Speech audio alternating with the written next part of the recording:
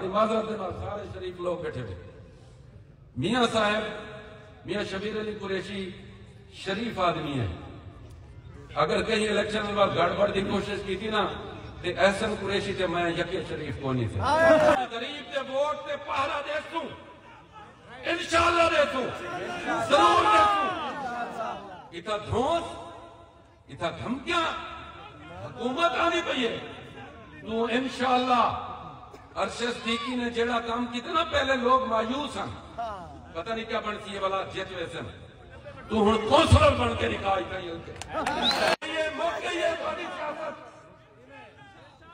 हूं सियासत वो करे सी जेड़ा गरीब को इज्जत दे हूं सियासत वो करे सी जेड़ा गरीब को सिरांदी को मिले सी आप छक को लवासी सियासत वो करे सी जेड़ा गरीब को चैन की नींद वास्ते संभण वास्ते चारपाई देसी ते आप पहरा देसी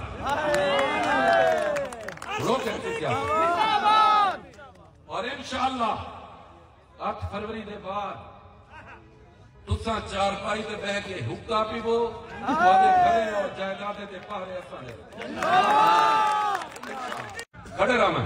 लेकिन तो मेरा पैगाम है जोर लो इंशाअल्लाह 8 फरवरी के बाद गरीबे जमीन महफूज हो गरीबे जायदादा महफूज होते इंशाअल्लाह कोटा दूजा न देसी इंशाअल्लाह न देसी।